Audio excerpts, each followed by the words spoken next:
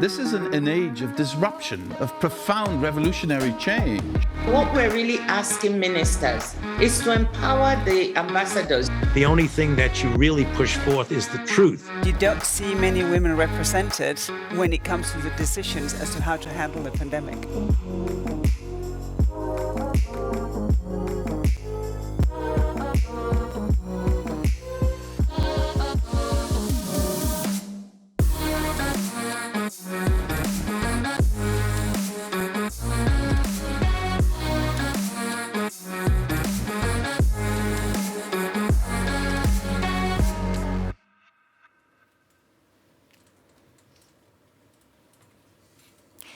Good afternoon. I'm Lily Bayer, a reporter here at Politico in Brussels. I'd like to welcome our audience here in our Brussels newsroom and also those of you following online. Welcome. Before we start, a few housekeeping items. You can send in questions via Slido. Please also include your name. And you can also tweet your questions to @LivePolitico. When you use Slido, please make sure to use the hashtag #PoliticoStoltenberg. Next week, NATO leaders will be assembling in Madrid for what will surely be a very historic summit.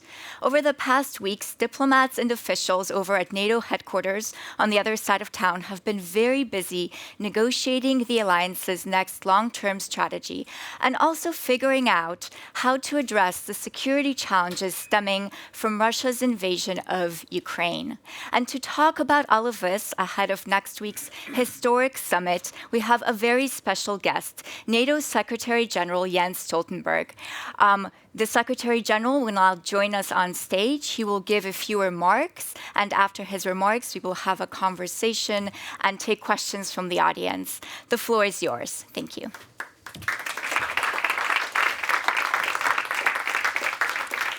Thank you so much. Thank you for this welcome. Good afternoon to all of you, and many thanks to Politico for hosting this event and for giving me the opportunity to address the main issues we are going to address when all the NATO heads of state and government meet in Madrid next week.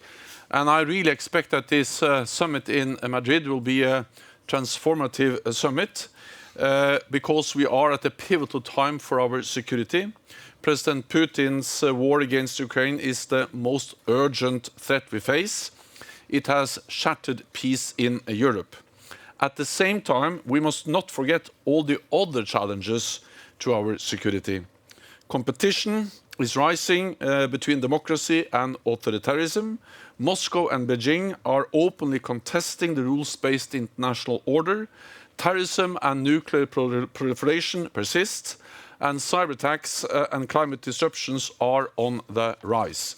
All of this affects our security. Faced with this new security reality, NATO continues to adapt. At the summit in Madrid, we will take decisions to strengthen our alliance and keep it agile in this more dangerous world. Let me highlight 5 areas. First, strengthening our defenses.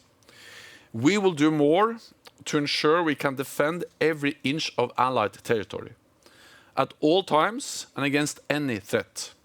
We will adapt the NATO force structure with more forces at high readiness. We will also have more NATO forward deployed combat formations to strengthen battle groups in the east up to brigade level, and more pre-positioned equipment and weapon stockpiles. And for the first time since the Cold War, we will have pre-assigned forces to defend specific allies, so that we can reinforce much faster if needed.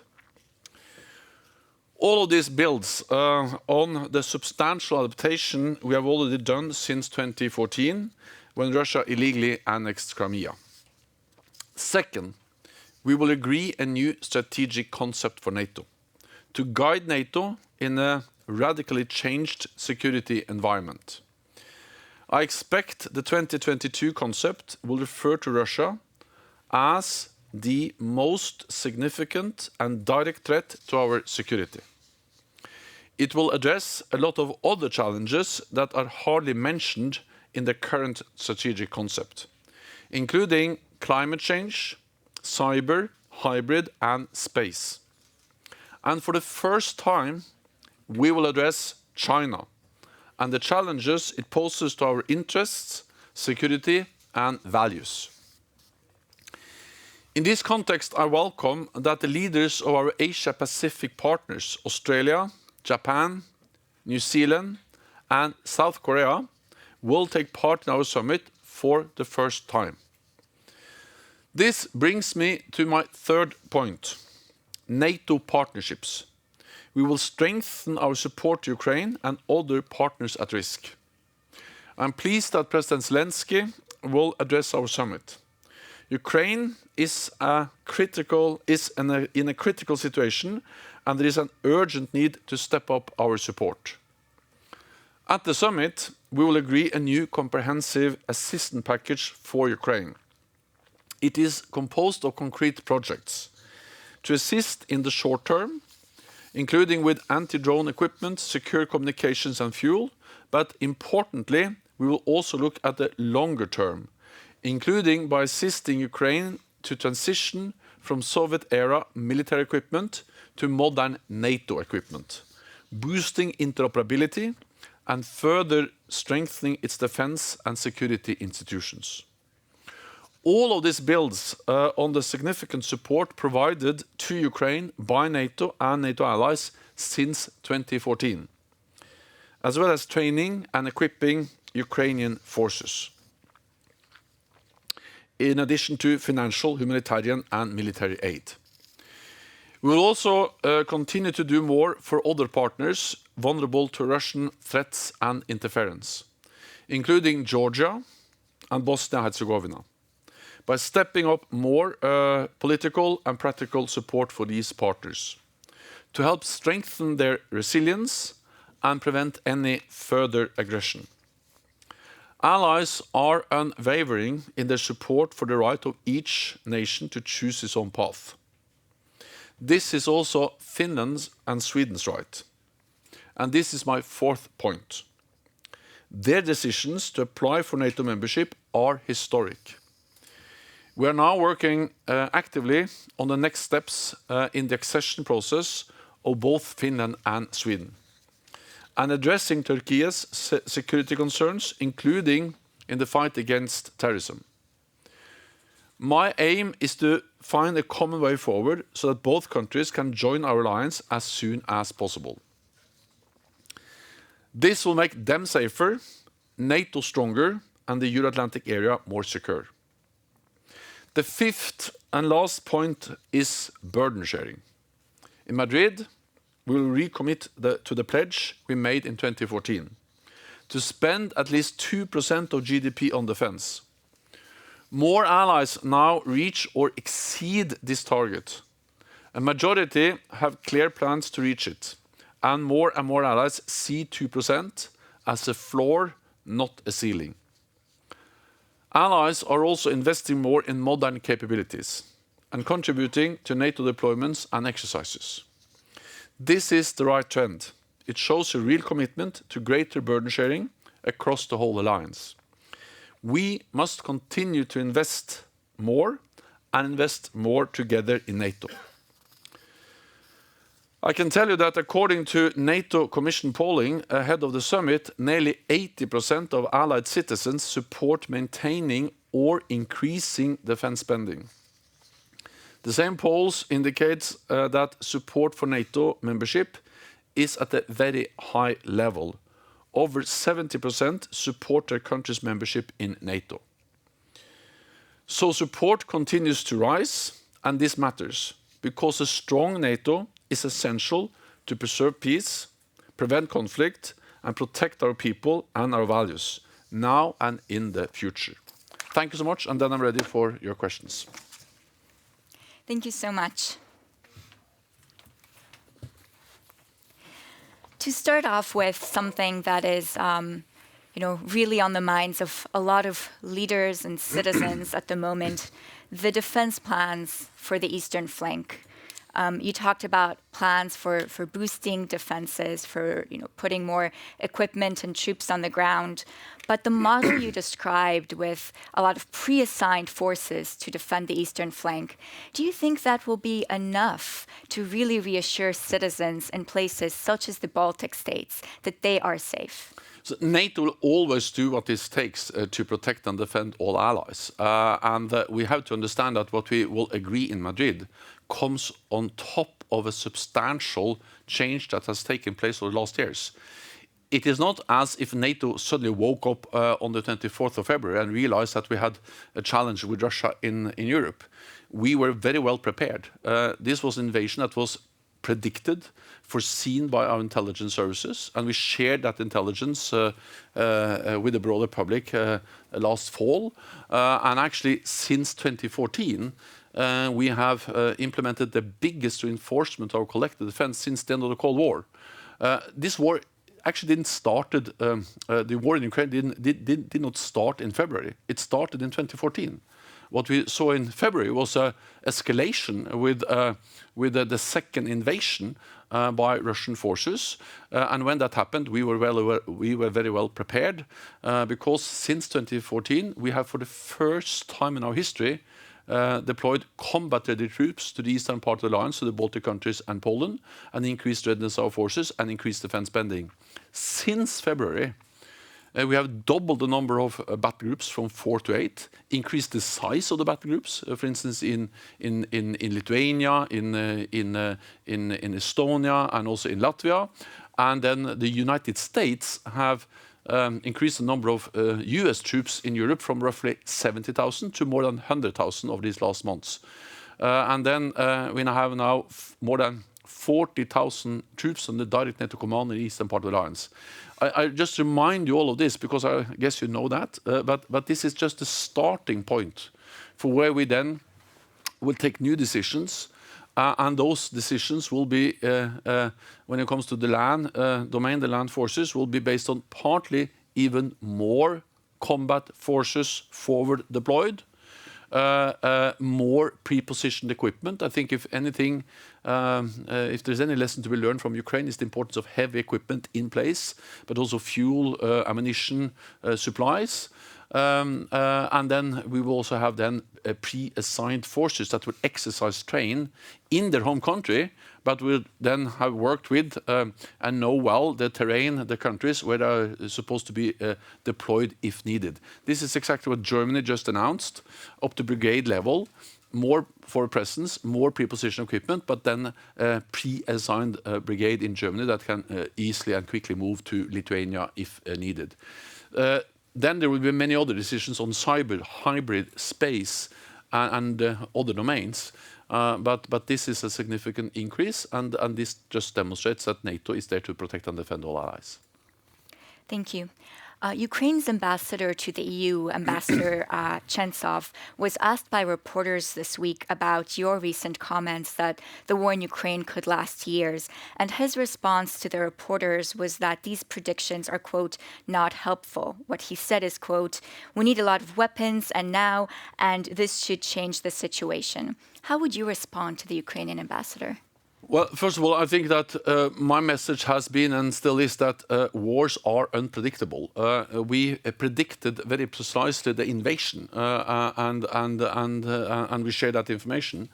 But since then, it has been very hard to predict how this war evolves, and that's because the outcome of war is a combination of capabilities, but also the will and the courage and the commitment and the morale.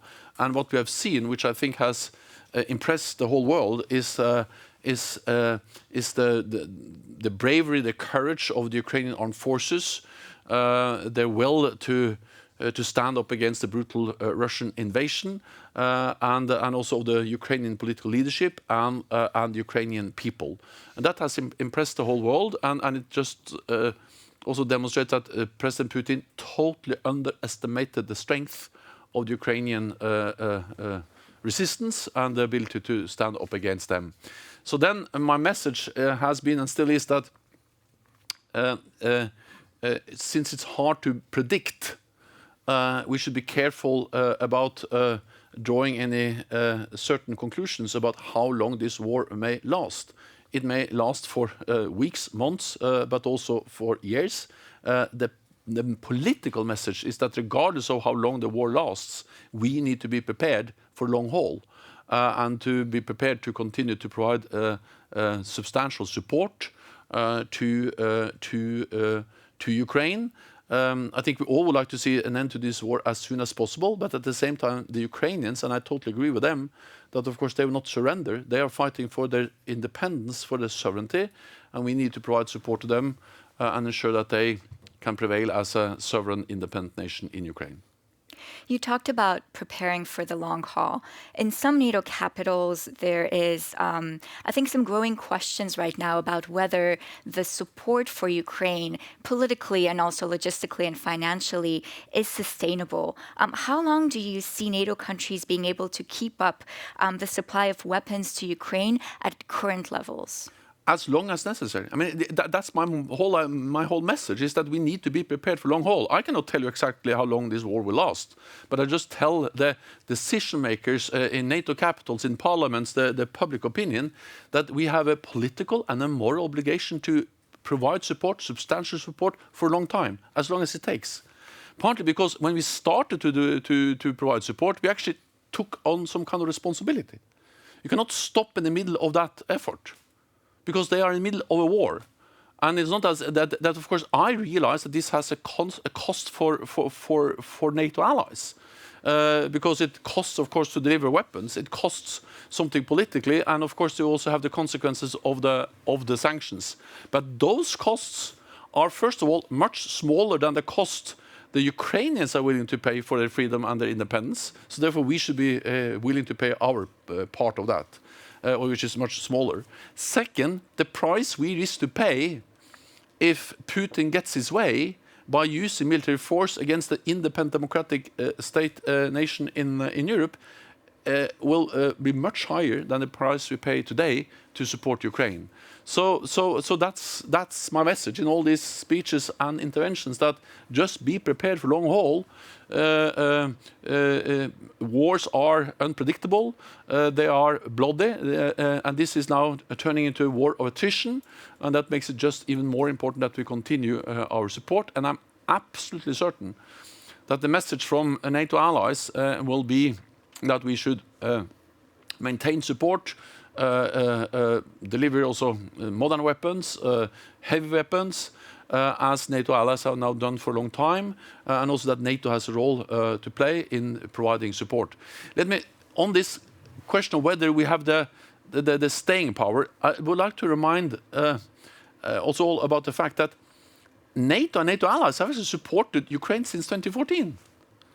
I was in this training camp that was bombed very early in the war in western Ukraine. I was there, Yavoriv, I think it is.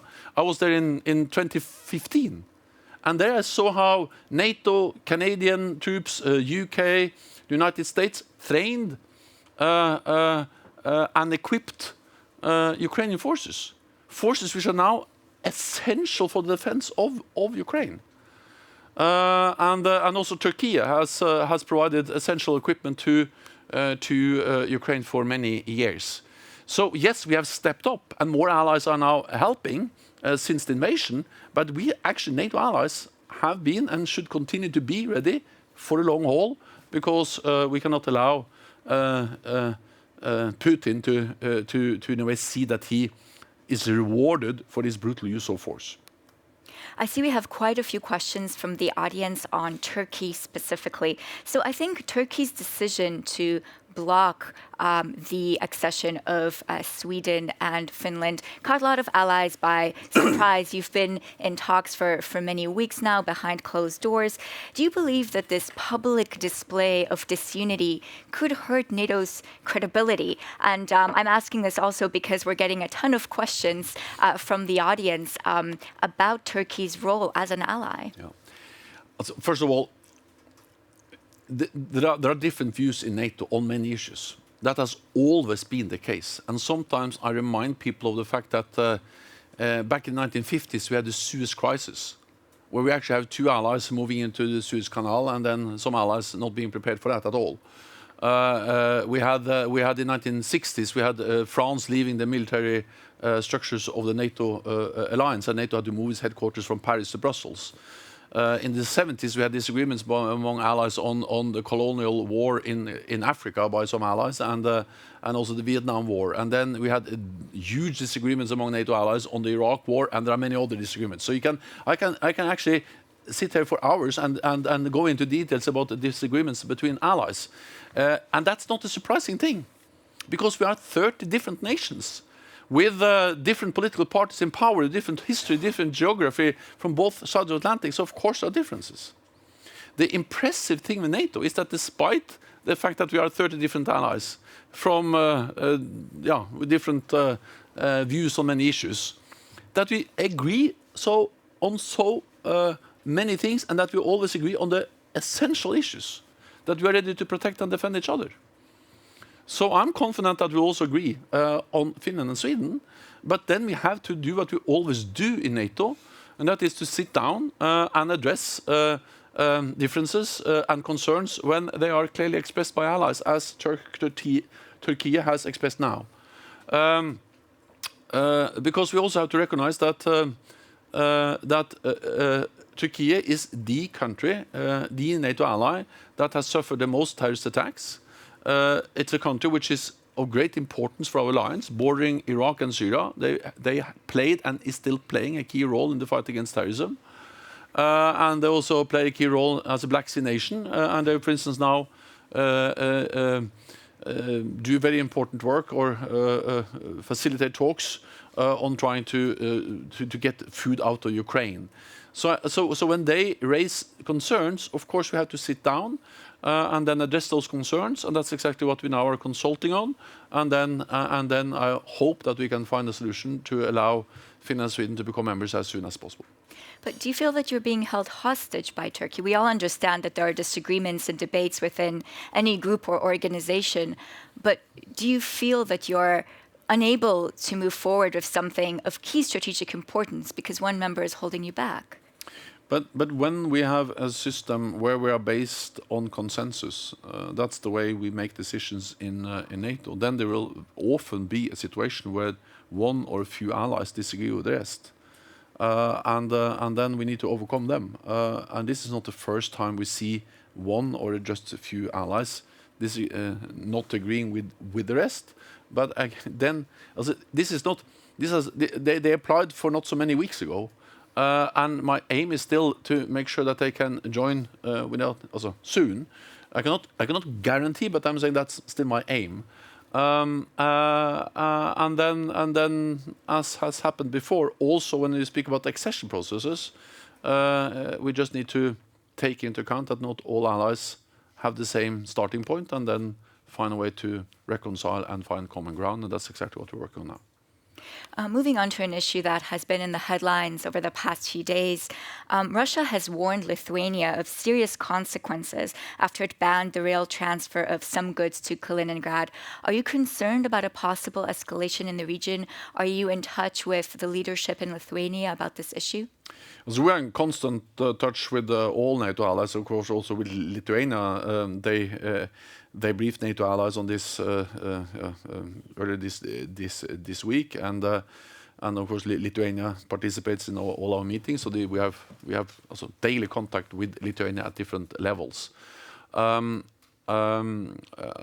we see is that Lithuania, a NATO ally, but also of course an EU member, they apply the EU-agreed sanctions, and the NATO allies have also imposed sanctions, and NATO allies support the EU sanctions because it has to have consequences when President Putin violates international law and launches a brutal attack against a neighbor.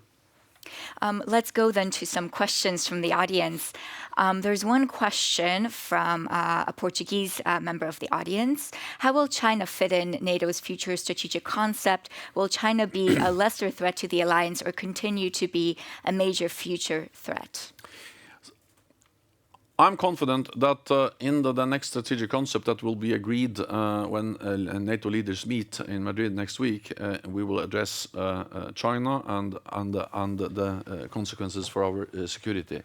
I think you have to understand that for NATO this is a big step because in the current strategic concept, China is not mentioned with a single word. That concept was agreed at the summit in Lisbon in 2010. I was there as a NATO Norwegian prime minister, and the world has really changed since then, and that will be reflected in the strategic concept. At that summit in Lisbon, at that time, President Medvedev of Russia participated in the summit together with us. And we agreed in that strategic concept that Russia is a strategic partner and that the Euro-Atlantic area was at peace. That will not be the case now. We will not state that the Euro-Atlantic area is at peace. Actually, there's a war going on in Europe. We will not refer to Russia as a strategic partner.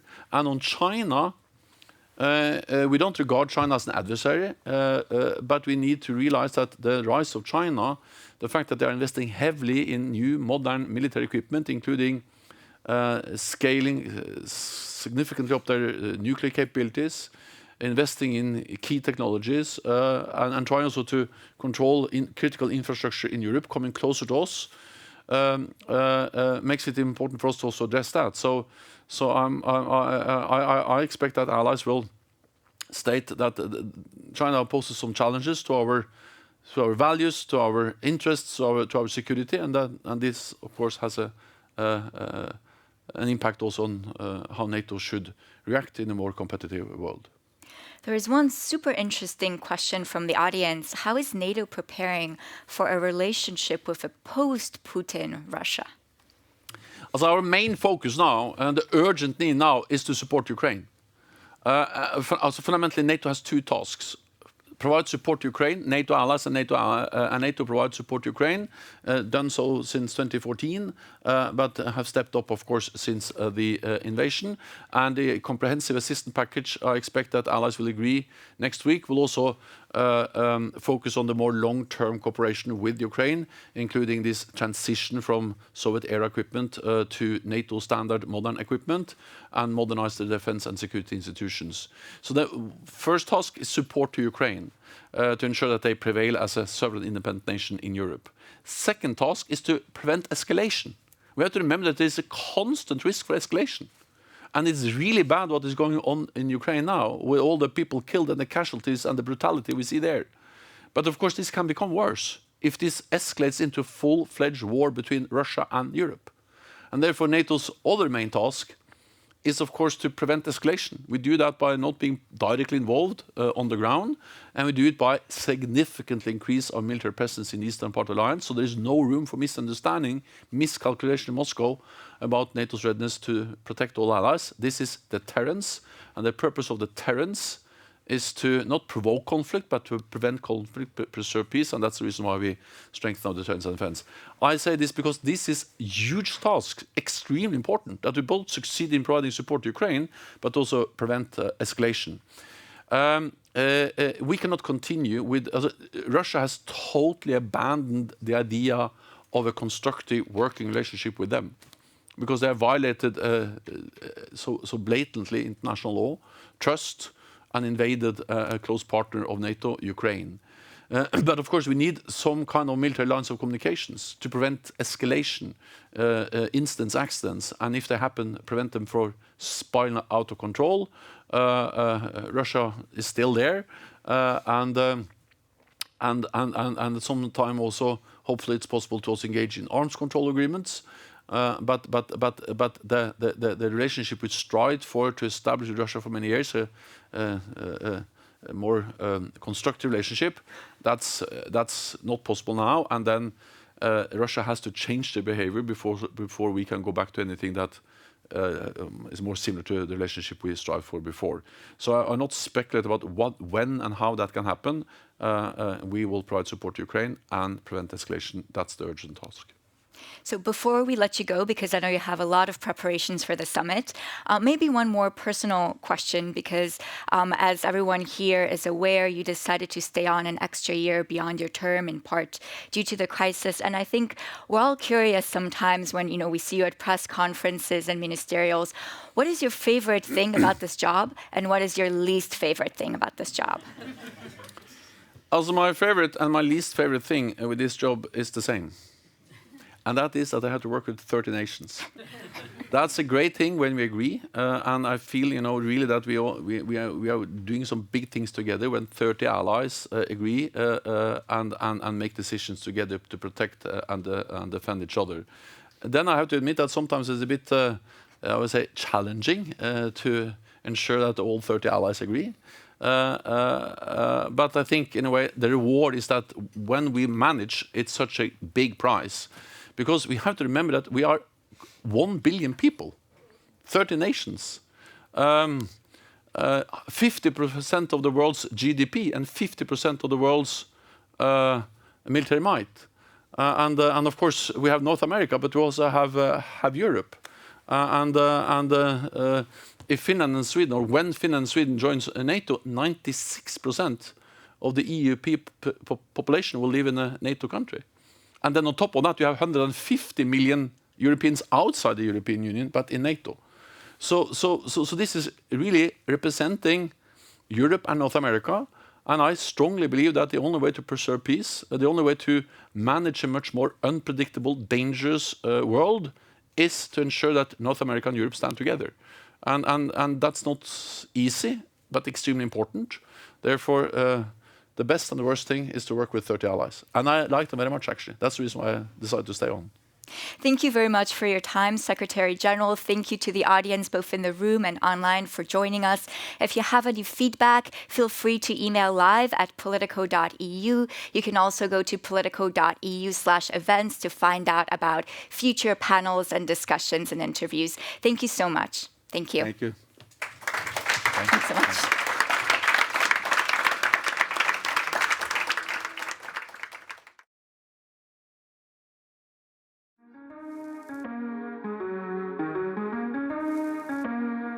This is an age of disruption, of profound revolutionary change. What we're really asking ministers is to empower the ambassadors. The only thing that you really push forth is the truth. You don't see many women represented when it comes to the decisions as to how to handle the pandemic.